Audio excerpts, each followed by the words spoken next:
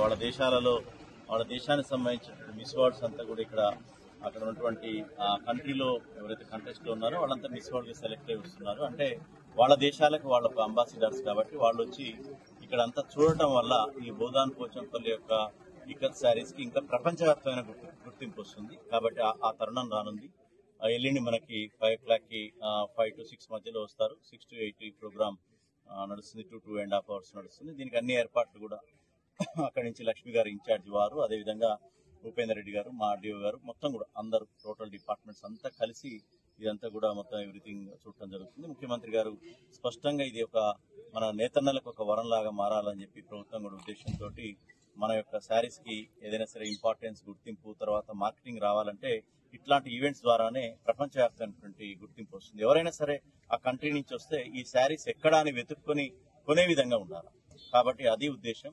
కాబట్టి ఆ రోజు ఇక్కడ జరుగుతుంది. అదేవిధంగా టెంపుల్ కూడా, టెంపుల్ అనేది ఆధ్యాత్మికంగా ఎవరైనా వచ్చినా గానీ ఈ గుట్ట టెంపుల్ ని, లక్ష్మీనరసింహ టెంపుల్ చూసి వెళ్ళాలి అనే విధంగా అక్కడ ఆధ్యాత్మిక పరమైనటువంటి పర్యటన ఒకే సమయంలో, అదే టైంలో ఇక్కడ కూడా ఈ పోచంపల్లికి సంబంధించినటువంటి ఒక ప్రఖ్యాతమైనటువంటి మ్యూజియంలో అన్ని వస్త్రాలకు సంబంధించినటువంటి ఎగ్జిబిషన్, అదేవిధంగా చిన్న యాంఫీ థియేటర్ లో ఒక 10-15 నిమిషాలు వాళ్ళకి సంబంధించి ఈ యొక్క దీనికి సంబంధించిన ప్రాముఖ్యతను తెలియజెప్పేది కూడా చేయడం జరుగుతుంది. దీనికి అంతా కూడా అరేంజ్మెంట్స్ పోలీస్ బందోబస్తు డీసీపీ గారి ఆధ్వర్యంలో, ఇక్కడ ఏసీపీ గారి ఆధ్వర్యంలో పూర్తి స్థాయి జరిగింది. మనం ఒకటే టోటల్ గా వచ్చిన అతిథుల్ని చాలా ఆదరంగా, సాదరంగా ఆహ్వానించాలి. వాళ్ళకి ఒక మంచి అనుభూతిని మిగిల్చాలి.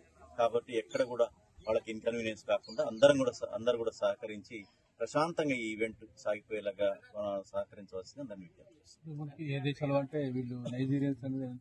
ఇది ఇంకా మనకి 25 కంటెస్టెంట్స్ వస్తున్నారని తెలుస్తుంది. ప్రస్తుతానికి south Africa and near by countries ఇక్కడ వస్తున్నారు. అదేవిధంగా అక్కడ కూడా 10 కంటెస్టెంట్స్ వస్తున్నారు యాజ్ ఆఫ్ నౌ.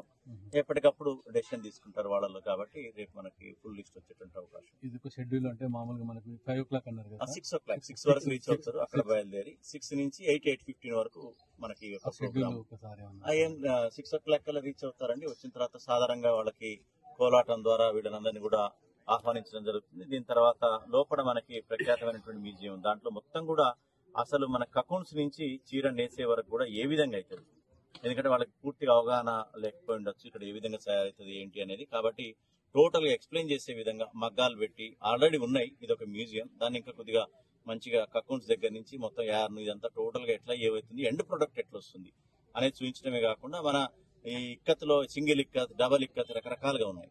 ఈ యొక్క శారీసే కాదు, దీన్ని మోడర్న్ టైప్ గా యూరోపియన్స్ కానీ అదర్ కంట్రీస్ కానీ అందరు కూడా దీన్ని మోడర్న్ గా ఎట్లా ఆధునిక యుగంలో వాళ్ళ యొక్క ఆధునిక వస్త్ర ప్రపంచంలోకి మన ఇక్కత్ ని ఎట్లా ప్రవేశించాలనే విధంగా వాళ్ళకు తగ్గట్టుగా, వాళ్ళ స్టైల్స్ తగ్గట్టుగా దీన్ని చేయొచ్చు అని చెప్పి ఒక ఉదాహరణ కూడా వాళ్ళకి చెప్పడం జరుగుతుంది. దాని తర్వాత మ్యూజియం అంతా చూసిన తర్వాత స్టాల్స్ ఉంటాయి. ఇక్కడ 11 స్టాల్స్ మనదే కాకుండా ఇతరత్ర 7 స్టాల్స్ అనేవి, ఒక 4 కూడా గద్వాల్ మనకి ప్రఖ్యాతమైనటువంటి శారీస్ మన తెలంగాణలో ఉన్నాయి. ఆ స్టాల్స్ కూడా పెట్టేసి వాటి యొక్క తెలంగాణలో ఉన్నటువంటి గొప్పతనం కూడా చెప్పడం జరుగుతుంది. దాని తర్వాత మీరు చిన్నగా ఇదంతా చూసుకుంటూ పూర్తి అలంకరణల మధ్యన ఒక మంచి కాటేజ్ లాగా, విలేజ్ లాగా ఉన్నటువంటి ఈ యొక్క ప్రాంతాన్ని చూసుకుంటూ వాళ్ళు యాంఫీ థియేటర్ చేరుకుంటారు. యాంఫీ థియేటర్ లో ఇదే మెయిన్ ఈవెంట్ ఏంటంటే ఇక్కత్ శారీస్ కి సంబంధించినటువంటి, ఇక్కత్ వస్త్రానికి సంబంధించింది రకరకాల డిజైన్స్ తోటి ఈ యొక్క అత్యాధునికమైనటువంటి ఫ్యాషన్ ని ఏ విధంగా ఈ ఇక్కత్ తోటి మనం అవలంబించవచ్చు అనేది ఫ్యాషన్ డిజైనర్స్ మన వాళ్ళు ప్రదర్శిస్తారు. దాన్ని వీళ్ళు చూస్తారు. చూడటం వల్ల